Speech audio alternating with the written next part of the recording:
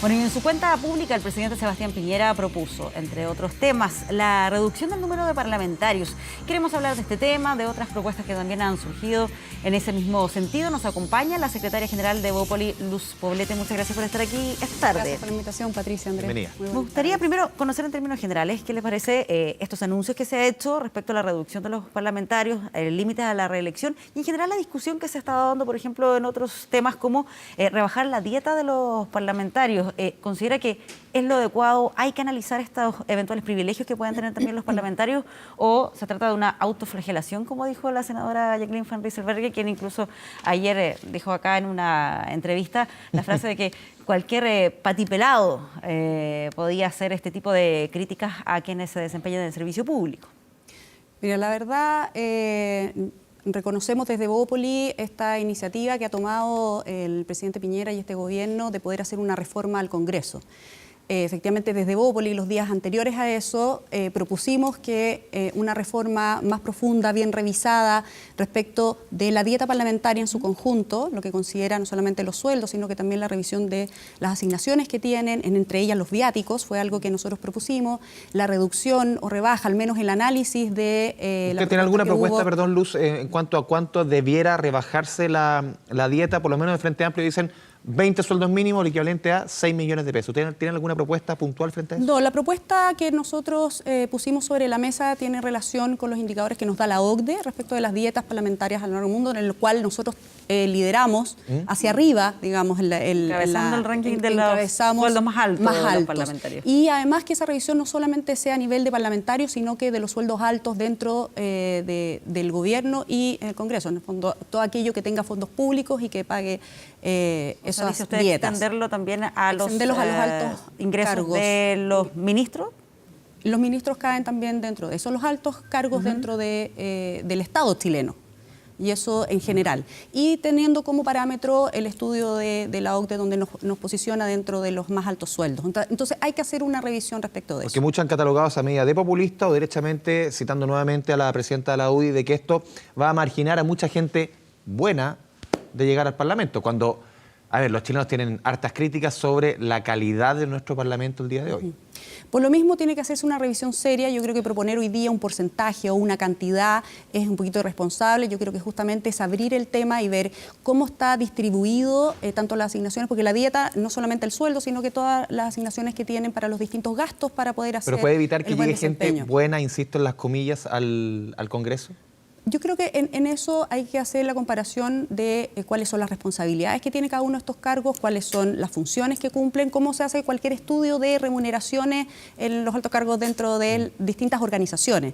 Yo creo que hay que hacer un estudio, por eso insisto, no se trata de rebajar un porcentaje. Hoy día hablar de cierto número o monto o porcentaje es algo que tiene que revisarse. Y eso es un poco lo que proponemos por ejemplo, nosotros. En que hay menos personas disponibles para un ministerio.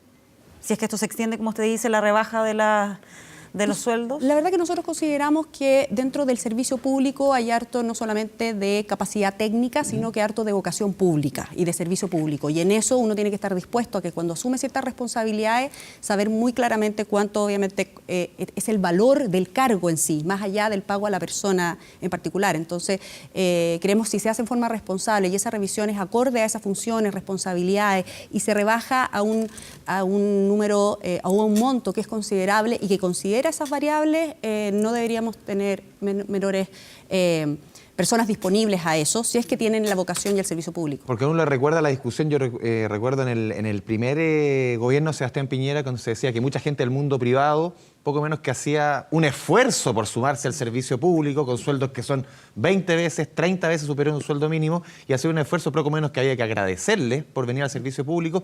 Y lentamente esa idea uno da cuenta como que ha ido cambiando. En el fondo también, dentro de un currículum, dentro de un historial laboral, ser ministro, ser subsecretario, ser también parlamentario, aunque cada vez está un poquito más desprestigiado, pero es un tremendo punto a favor dentro de una trayectoria laboral, más allá de que lo que se planteaba hace 8 años era que poco menos que venían a hacer servicio social. Exactamente, el servicio militar, como Sí. le llaman. Y yo creo que todo lo contrario, o sea, quienes tienen la vocación de estar en el servicio público deberían sentirse privilegiados por estar en esa posición de influencia donde se pueden hacer grandes transformaciones. Entonces creo que se considera, eso también es parte de, como del mérito, no solamente un currículum técnico, que está muy bien, pero también aquí hay una experiencia, no solamente en capacidades, sino que también experiencia política, en la cual yo te aseguro que mucha gente va a seguir estando disponible para asumir esos cargos. Ahora, respecto a lo que tiene que ver no solamente con la dieta parlamentaria, sino la reducción del número de parlamentarios, los límites a la reelección, tal como se ha anunciado hasta ahora, ¿qué opinión tienen desde Bópoli? Bueno, desde Bópoli, como te decía, más allá de la revisión de la dieta en su conjunto, decíamos también revisar los viáticos y si esos, cómo están de nuevo redistribuidos. La reelección nos parece algo que es fundamental, o sea, Pero tiene en el los sistema términos en los que se ha expresado o se ha planteado, Nosotros ahora lo digo por planteamos algunos que dicen que es demasiado tiempo y que además deja una ventana abierta para que se puedan presentar en otros distritos o circunscripciones. Eso está en análisis. Lo que sí, al menos Evópoli propone concretamente es que para senadores sean 2 periodos, que son efectivamente son 16 años. Ahí habría nuevamente que analizar si son 8 años los que debiera estar un senador como un solo periodo. Y por otro lado está 2 reelecciones para diputados, alcaldes y gobernadores regionales que debutan también en esa elección. O sea, es sumamente concreta, creo que en 12 años uno alcanza no solo aprender para aquellos que debutan, sino que son años importantes de experiencia dentro, pero hay que dar la posibilidad. Pensar, por último, es un avance frente a un sistema que hasta ahora no tenía elecciones Pero limitadas. debiera ser de aplicación inmediata. Estoy pensando en aquellos parlamentarios que ya llevan varias reelecciones. Bueno, Evópoli propone que ojalá sea algo que pueda para las próximas elecciones por lo menos tenerlas ya consideradas. Luz, Y no es tan inmediato, sí. Quedan bastantes años todavía para eso. Dentro de esta idea de la reducción de parlamentarios, es lógico que llevemos, ¿cuánto llevamos, Pati? 1 año, 4 meses, 3 meses, 15 meses llevamos con esta nueva confección del Congreso, con 155 parlamentarios. Todavía no tenemos el total ni siquiera de senadores, no tenemos el nuevo Parlamento, el nuevo número funcionando al 100%. Llevamos apenas 15 meses. Ya empezar, entre comillas, más allá de lo que a uno le parezca, torpedearlo, no darle el tiempo de funcionamiento que se merece y inmediatamente decir, ¿sabes qué? Rebuscamos los parlamentarios porque esta es la solución. En el fondo, es el camino más lógico, algo que está funcionando hace poco más de un año. Sí, yo creo que es importante como analizarlo en profundidad.